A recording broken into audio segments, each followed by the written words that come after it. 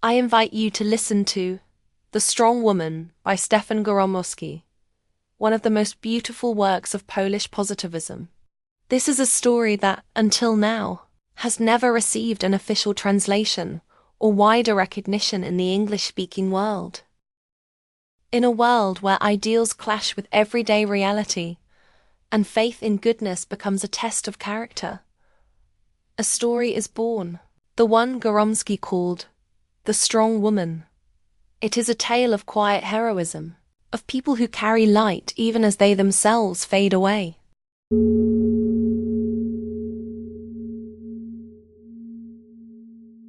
Stefan Żeromski, The Strong Woman.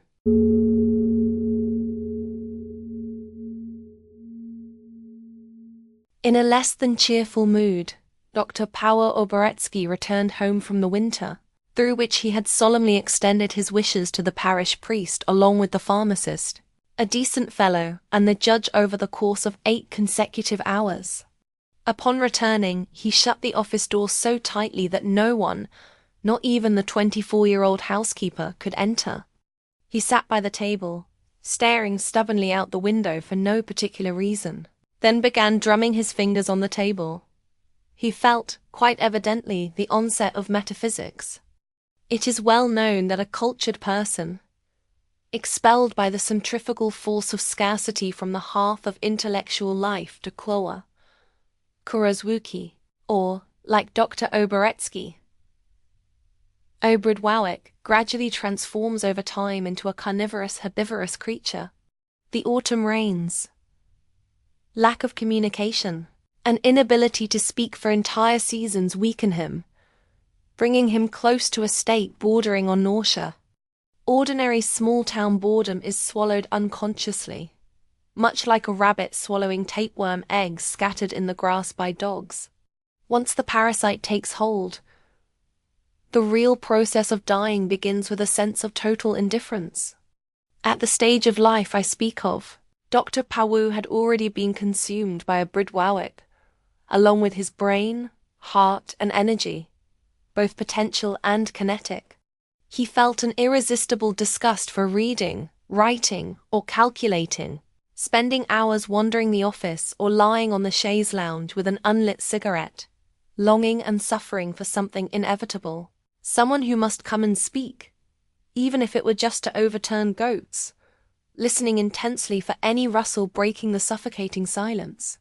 Autumn was especially oppressive.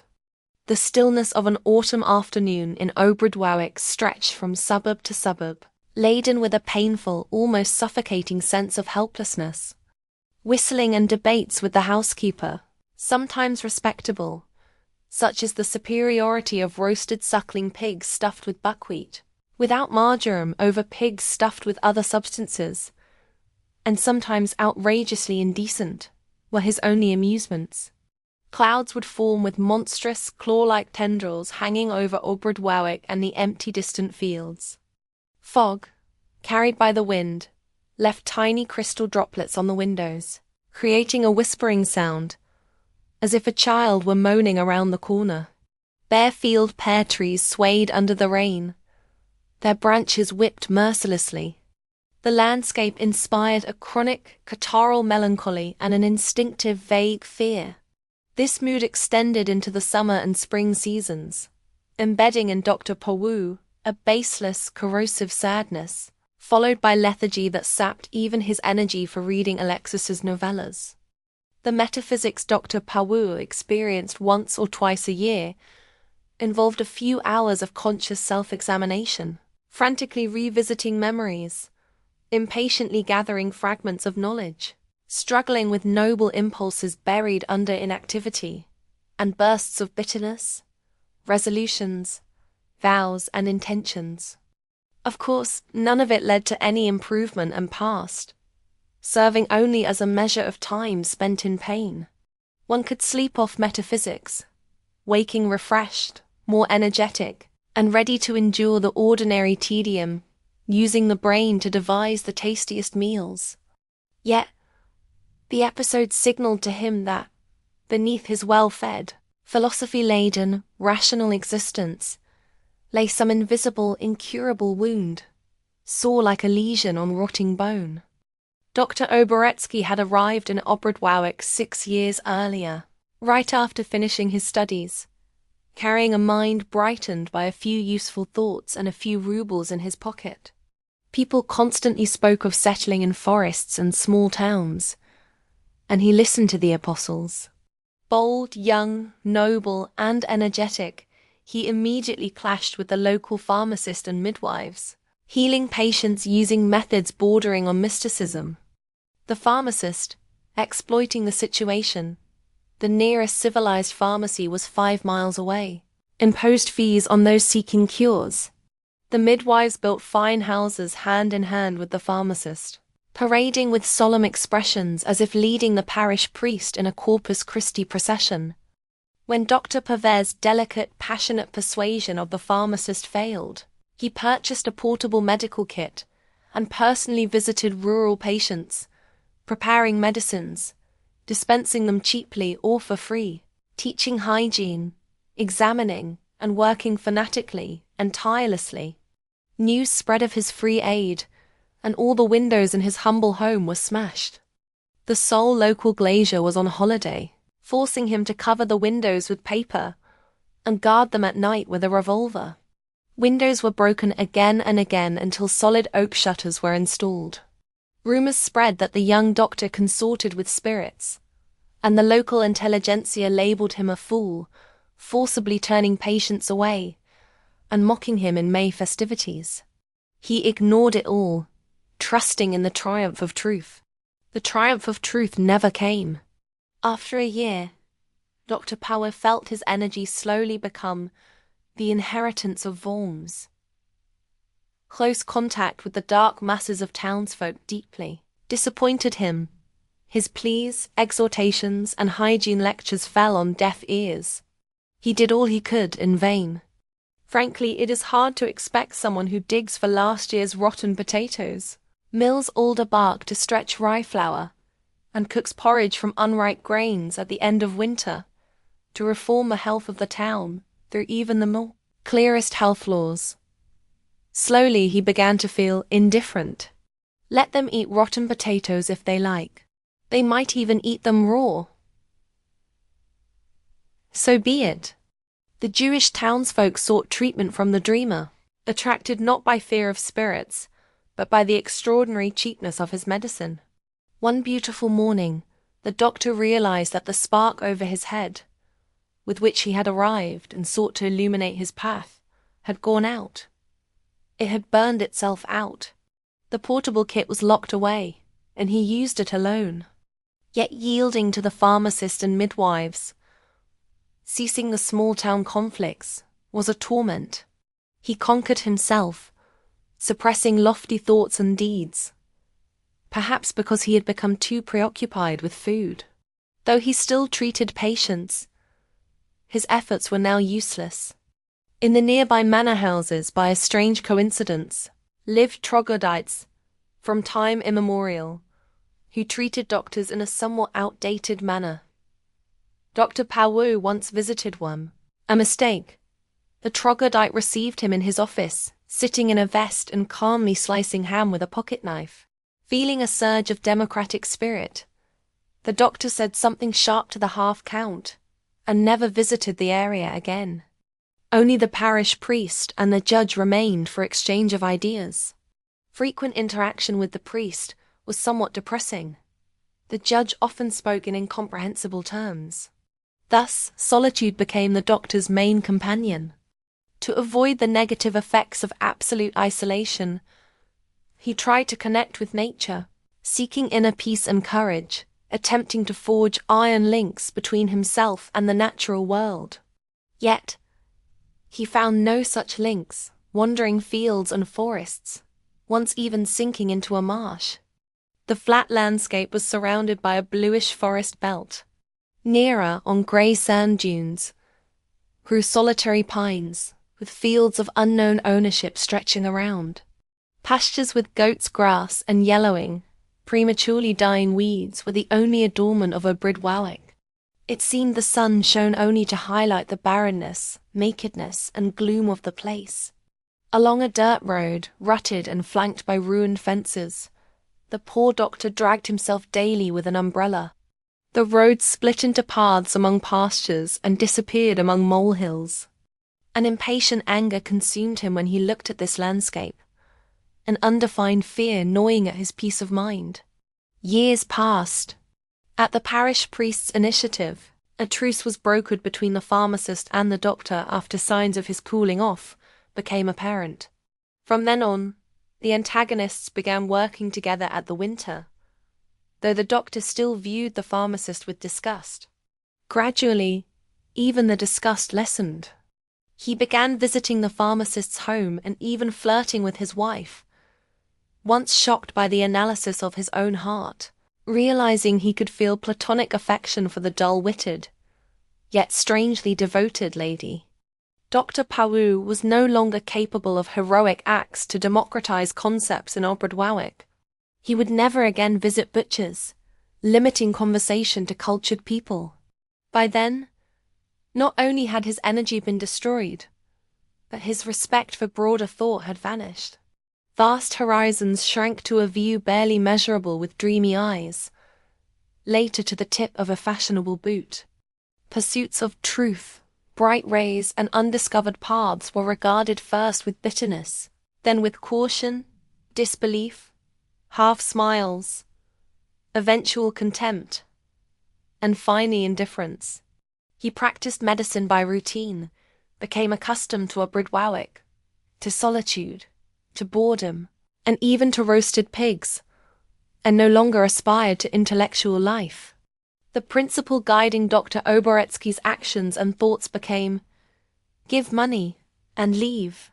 Yet, upon returning from the parish priest's named day, occupied with drumming his fingers on the table, metaphysics gripped him with its old intensity. By the 6th hour of the winter, he felt unwell. The pharmacist had again triggered it by studying Caesar Cantu's Universal History, translated by Leon Rogalski, and forming radical opinions about Alexander VI's supposed irreligiosity. Dr. Oboretsky knew all too well why the pharmacist's destructive disputations agitated the parish priest. He sensed these were preludes to friendship based on shared views. He anticipated a visit, subtle hints at the lack of capital, the source of stagnation, and eventual proposals for a joint enterprise, perhaps involving both of them benefiting society. One prescribing remedies for elbows, the other exploiting situations.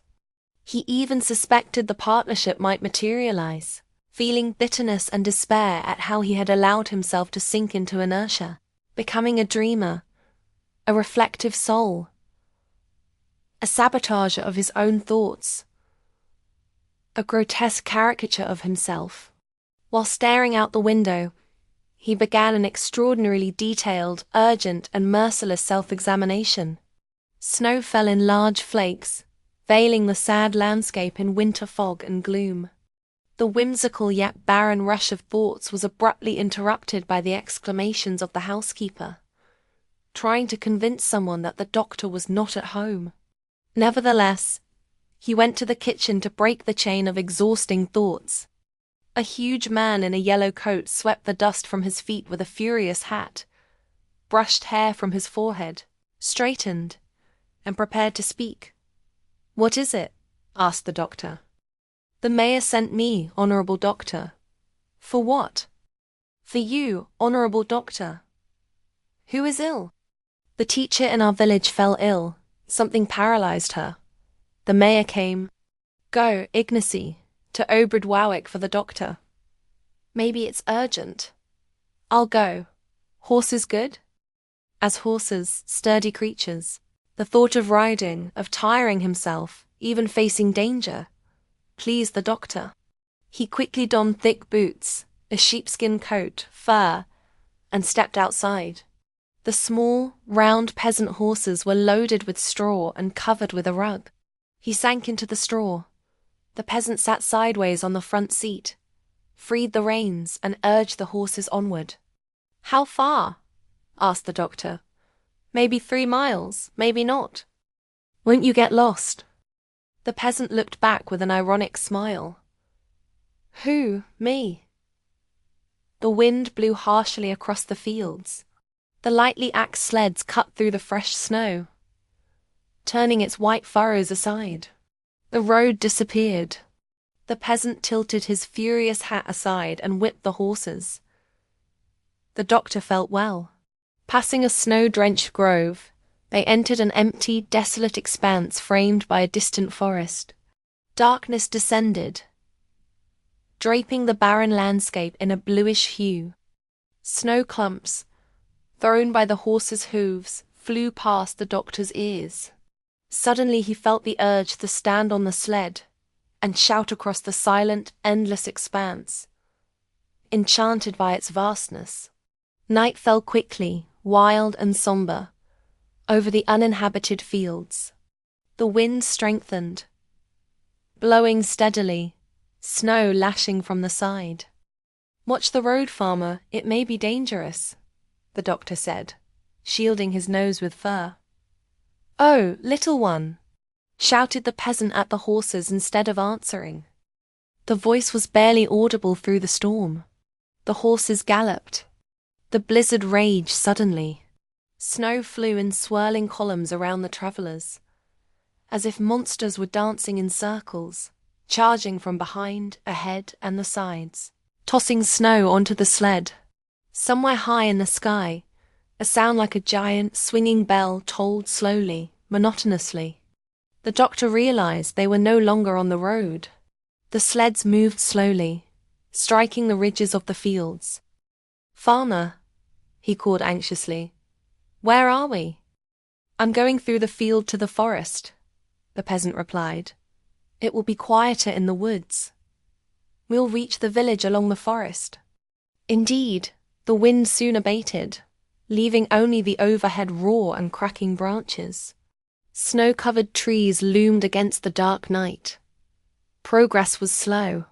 The forest path was blocked by drifts, forcing the sled to weave among trunks and branches. After about an hour, repeated dull sounds signaled approaching habitation. Dogs barking. Our village, honourable sir. Lights flickered in the distance, smoke smelled faintly. All right, little ones, called the driver cheerfully, warming himself by beating the sides of the sled with fists. Soon they passed a row of snow-covered cottages. Shadows of heads appeared against the frozen window panes, illuminated by flickering lights. The people are eating dinner, the peasant noted unnecessarily, reminding the doctor of the meal he could not hope to have that day. The horses stopped in front of a house. The peasant led Dr. Paui into the vestibule and disappeared. Feeling for the handle, the doctor entered a small, miserable room lit by a kerosene lamp. A frail, bent woman, seeing him, sprang from the bed, adjusted her headscarf and blinked her eyes, wide with poorly concealed fear. Where is the patient? He asked. Do you have a samovar? The old woman, overwhelmed with terror, could barely speak. Samovar? Can you make me some tea? There's the samovar. Only sugar. Here, no sugar. No, unless Warkor has some. For the young lady. Where is your young lady? She's lying in the station, poor thing. How long ill? About 2 weeks, now she cannot move her arms or legs. Pain seizes her room. She opened the door to the neighbouring room. Wait! I must warm up, the doctor said angrily, removing his coat. The room was heated enough to make warming unnecessary. He quickly entered the sick girl's chamber. A small, extremely poor room was lit by a dim lamp on the table beside the bed. Shadows obscured her face, falling from a large book nearby. Dr. Pawu approached carefully, illuminated the lamp, moved the book, and began to observe the patient. She was a young girl, deep in a feverish sleep. Her face, neck, and hands were scarlet, with a faint rash visible. Her abundant, pale ash-blonde hair lay tangled on the pillow, twisting across her face. Her hands twitched restlessly under the blanket. Leaning close to her face, the doctor began to speak in a voice pierced and stifled by fear. "Miss Stanisława, Miss Stanisława, Miss Stanisława." The patient lifted her eyelids lazily, with effort, then closed them immediately. She stretched, moved her head across the pillow, and groaned quietly, painfully, and faintly. Periodically, she opened her mouth, gasping for air like a carp. The doctor's eyes roamed over the bare, lime-washed walls, noticing the poorly secured window, soaked and worn shoes, stacks of books scattered on the floor, table, and cupboard. "Oh, you foolish, mad girl," he whispered, wringing his hands. Frantically, with fear and regret, he examined her, measuring her temperature with trembling hands. "Typhus," he whispered, turning pale. Rage clutched his throat, tears unable to flow, choking him like twisted tow.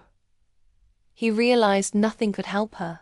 Suddenly, he laughed bitterly, recalling that for quinine or antipyrine, one must go 3 miles to Obradwarwick. Miss Stanisława occasionally opened her eyes, glassy and vacant, looking without seeing through her long circular lashes. He called to her with the most tender names, lifting her weakly held head, but in vain. He sank helplessly onto a stool, staring at the lamp's flame. Misfortune had struck like a mortal enemy, dragging him powerless into a dark cave, a bottomless fissure. "What can I do?" he whispered, trembling. Through the window cracks, the cold of the winter storm entered, passing through the room like a sinister spectre. The doctor felt as if someone else were in the room besides him and the patient. He went to the kitchen and shouted to the servant to immediately call the mayor. The old woman quickly put on huge boots, wrapped her head in a scarf, and hopping amusingly, disappeared. Shortly after, the mayor arrived. "Listen, can't you find someone to go to Obradwarwick?" "Not now, doctor, the storm. Impossible. A death ride. Hard to move a dog. I will pay. I'll reward. I don't know. I'll ask." He left. Dr. Pawu pressed his temples, feeling the blood surge, and sat on a crate, thinking of old, distant times. Soon footsteps were heard. The mayor led a young peasant in a worn sheepskin coat, rough trousers, poor shoes, and a red scarf. "This one?" asked the doctor. "He says he'll go. Brave lad. I can provide a horse, but in this weather. Listen, if you return in 6 hours, you'll get 25-30 rubles. Anything you want. Understand?" The boy looked at the doctor, intending to speak, but restrained himself. He wiped his nose, turned sideways, and waited.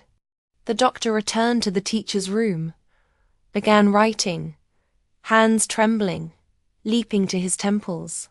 He composed a letter to the pharmacist, asking to immediately send horses to the district town for the local doctor, and requested quinine.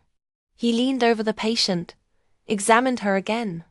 Finally, he handed the letter to the boy in the kitchen. "My brother," he spoke in a strange, unfamiliar voice, placing his hands on the boy's shoulders and shaking him, as the horse jumps, as the breath goes. "Do you hear, my brother?" The boy bowed at his feet, and left with the village headman. "Has this teacher been here in your village for long?" Dr. Pawu asked the old woman, huddled by the chimney. 3 winters. Something like that. 3 winters. No one lived here with her. Who would? Only me. That poor thing took me in. They say you won't find servants anymore, Granny, and I have little work, just enough. Now you see, I promised myself that I'd prepare a coffin for her. So I pray for us sinners. She suddenly began whispering a prayer, separating each word and moving her lips like a camel. Her head shook, wrinkles filling with tears that trickled into her toothless mouth. She was good. The granny began to sniffle comically and wave her hands, as if trying to shoo the doctor away. He entered the room and began walking on tiptoe in his own way. Around and around. Walking. Occasionally stopping by the bed, he spoke to the patient with anger that whitened his lips and bared his teeth. You were foolish. Not only is it impossible to live like that, but it's not even worth it. From life, you cannot fulfill just one duty. Idiots will devour you, drive you back to the herd with a rope. And if you resist them in the name of your foolish illusions, death will strike you first, because you are too beautiful, too loved. Like dry wood catching flame, an old, forgotten feeling embraced him. It appeared, thrilling as it once did, deadly sweet. He convinced himself that he had never forgotten her, that he had adored and remembered her until now. He examined that familiar face with insatiable curiosity, and a quiet, piercing pain lodged itself in his heart. She had lived next to him for 3 years. He only found out as she was dying. Everything he experienced that day seemed like a continuation of the torments of a forced, badger-like existence. At the same time, some mysterious horizon, some ocean vanishing in the mist, unfolded. Cold shivers ran through his nerves, down to the smallest branches. He writhed like a slippery eel on the muddy bottom of a stream, trained for immersion in sea water. With the full effort of desperate impatience, he clutched at memories, fleeing into them from unbearable reality, sinking like into a fog of a June dawn. At any cost, he wished to be alone, even for a moment, just to think. He went from the teacher's room through a small door into the large chamber filled with benches and tables. There he sat in the dark, seemingly gathering his spirit, seemingly planning means of rescue, and began to recall. Here is what he remembered. He is a poor fourth-year student. On a winter morning, he walks to the hospital, placing his feet so carefully that at least not everyone can see the holes in his cardboard-patched soles. His little coat is tight like a madman's straitjacket, worn to the point that a Jew wouldn't give 8 gold coins for it even in summer. Poverty makes him pessimistic, sinking him into a state of constant sadness. Something infinitely larger than mere boredom, yet far less than suffering. One could awaken from it immediately. A few glasses of tea, a beefsteak. But he had drunk no tea and would likely not eat lunch. He runs almost through the brown mud of Druga Street, to enter the gate of the Saxon Garden 3/4 of an hour before 9. There he meets a young lady, passes by her, studies her heavy, long, light ashen braid. She does not raise her eyes, furrows her brows like narrow, straight wings of a bird. He met her at the same place every day. She walked quickly to Krakowski Pożegmiacy, took the tram, and went to Praga. She was no older than 17, yet looked like an old maid, in a bashlik thrown carelessly over a fur hat, wearing slightly too large galoshes on her small feet, in an awkward, unfashionable jumpsuit. She always carried notebooks, sheets of writing, books, maps under her arm. Once, having a few coins saved for lunch, he decided to follow her to see where she went. He chased, boarded the same 10 gross tram compartment, but immediately after taking a seat, lost all courage. The stranger cast a look of such terrible contempt at him that he immediately jumped off the tram, losing his chance for soup and discovering nothing. Yet he bore her no resentment. She rose higher, further. He thought of her involuntarily, continuously. Hours were spent trying to recall her hair, eyes, lips the color of wild rose fruit, but his memory failed him. As soon as she disappeared from view, her features vanished from memory. Only a persistent ghost remained, like a white cloud with indistinct outlines moving ahead somewhere. His thoughts chased this cloud with longing and humble fear, with a touch of elusive regret, sadness, an uncheckable affection. He walked every morning to compare the living girl with his phantom. The living one always seemed more beautiful, and her deep, wise eyes filled him with a certain fear. At that time, one of his friends, called Movement in Space, a great social activist, who always began writing preliminary articles but never finished them due to lack of books, suddenly and unexpectedly got married to a poor, church mouse-like emancipated woman. The wife brought to Movement in Space an old carpet, 2 saucepans, a plaster statue of Mickiewicz, and several school awards. The young couple moved into the 4th floor and immediately began starving after marriage. They both gave tutoring lessons with such zeal that they met in the morning only to part in the evening. Their home became a point where every social activist in muddy sandals gathered in the evening to sit in the chair, light someone else's cigarette, talk until hoarseness, and spend the last few coins on contributions, which the kind hostess used to buy rolls and sausages, artfully arranging them on plates and offering them generously. There one could always meet someone, get to know previously unknown influential people, the hostess's friends, and sometimes even borrow 40 groszy. Oboretsky paled with joy one evening when he entered the so-called salon and saw his beloved young lady among friends. He spoke with her and lost his composure to the point of indecency. Returning home that evening, he wanted to be alone, not to dream or think, just to be with her in soul, to have her in his eyes, to hear her voice, to think as she did, close his eyes and let the images from his heart pass under them. He remembered her extraordinary, solemn yet merciful, gentle, and mysteriously thoughtful eyes, harboring some terrifying depth. He felt joy and peace, as if after a scorching, exhausting journey he had reached a pure slope hidden in the shade of mountain pines. She was treated with respect. Her words weighed especially. Movement introduced Oboretsky to her, solemnly reciting, "Oboretsky, reflectionist, dreamer, great idler and future fame. Miss Stanisław Brzozowska, our Darwinist." The great Ida learned little about the Darwinist. She had finished high school, gave lessons, planned to study medicine in Zurich or Paris, and had not a penny. They began meeting often in the salon. Miss Stanisława brought a pound of sugar, some cold cutlets in paper, a few rolls. Oboretsky brought nothing, having nothing, devouring the rolls while devouring the Darwinist with his eyes. Once, escorting her home, he even proposed. She laughed heartily and bade him goodbye with a friendly handshake.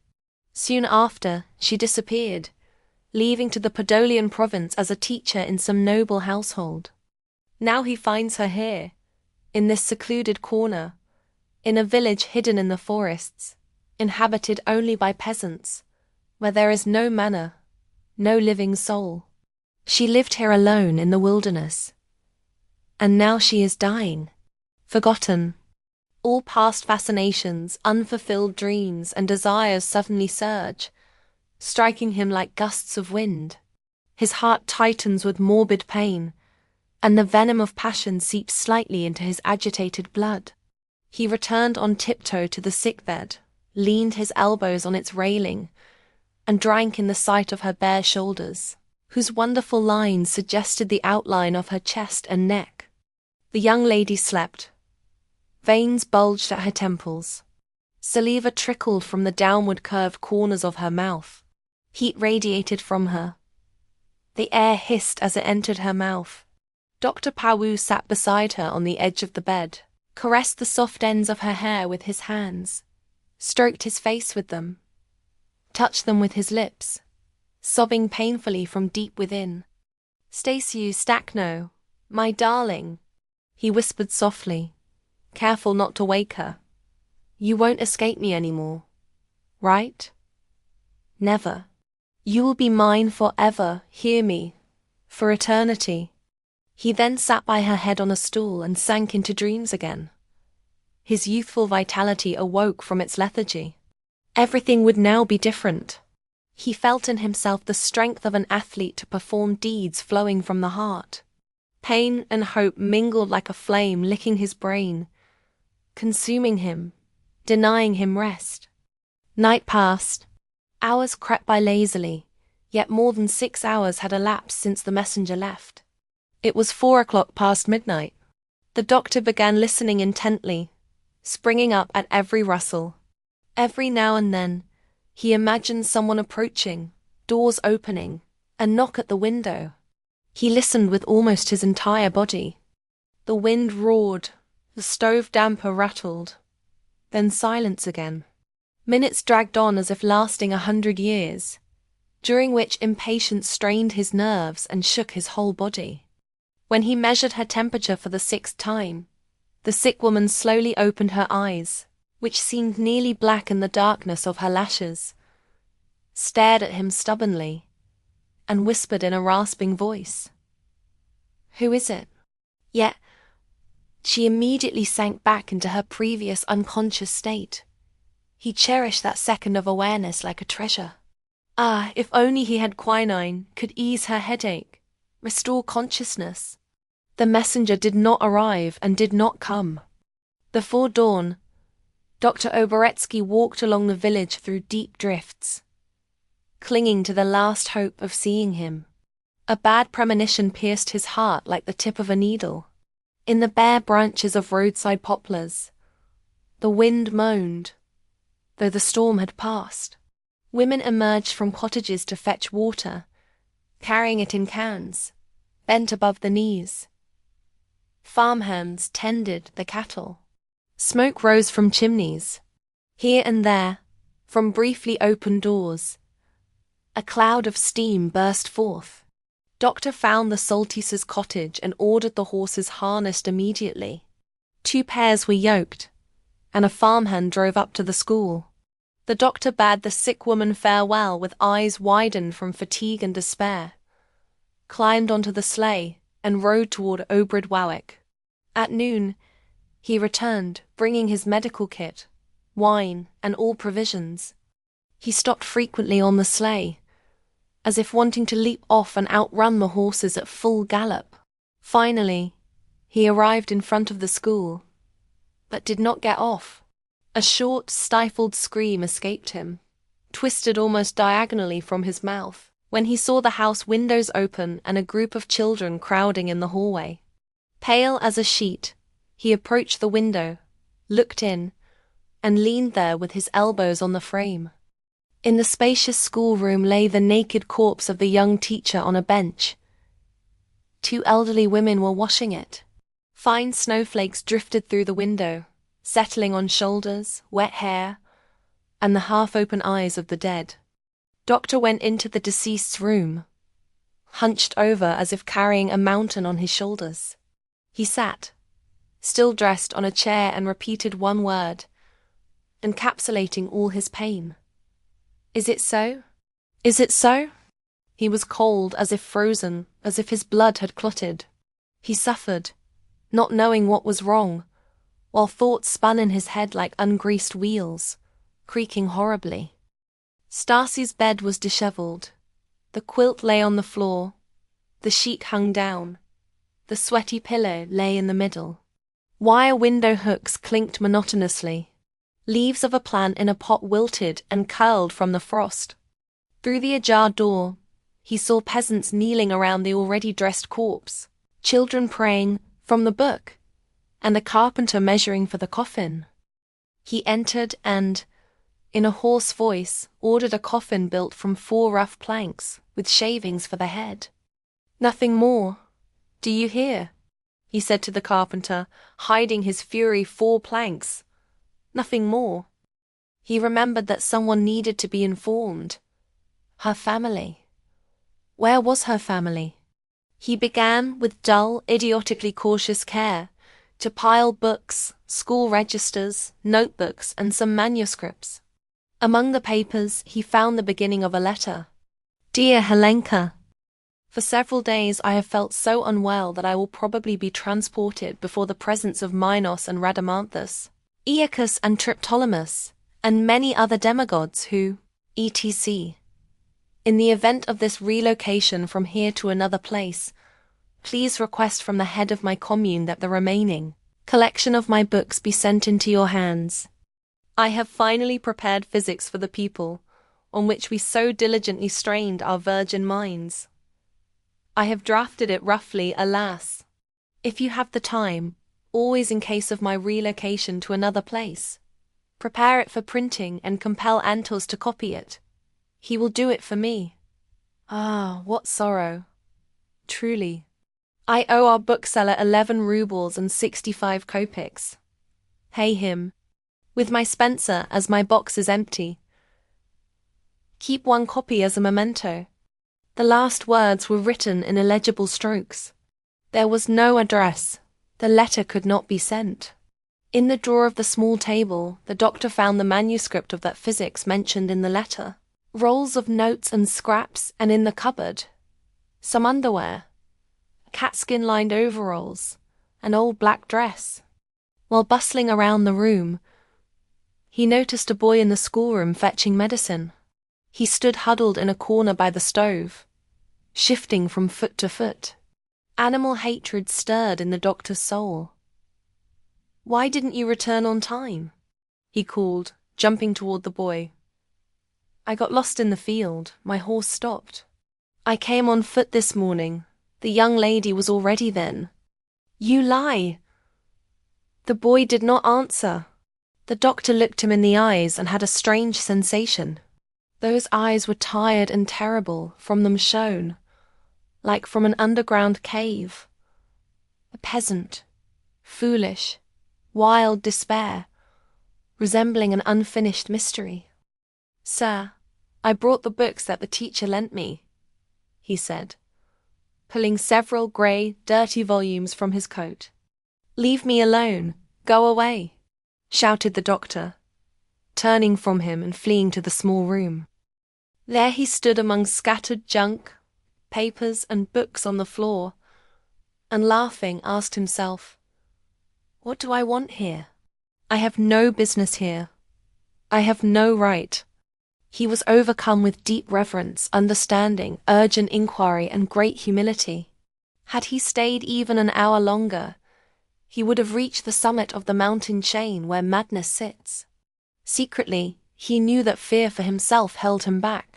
In everything crushing him at that moment, there was immense asymmetry with himself, something that weighed the ultimate core of human feelings in his soul. Egoism.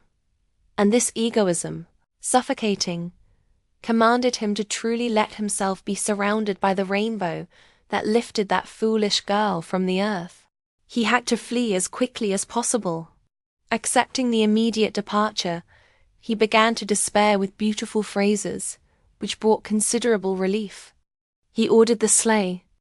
He bent over Stacy's corpse, whispering the most beautiful words to honor her, words that empty human hearts could imagine to celebrate greatness. He stopped once more at the door, looked back. For a second, he thought whether it would be better to die immediately.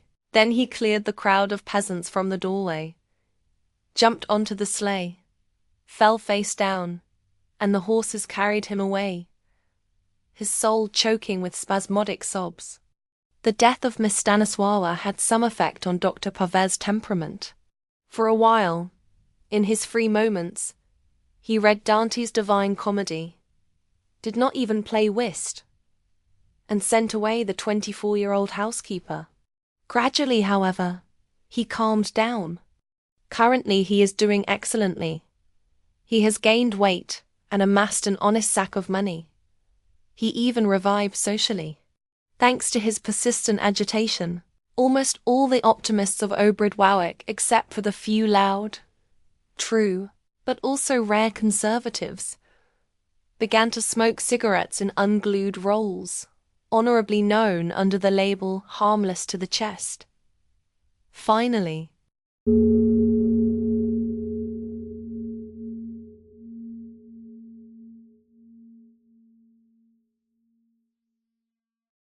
the end.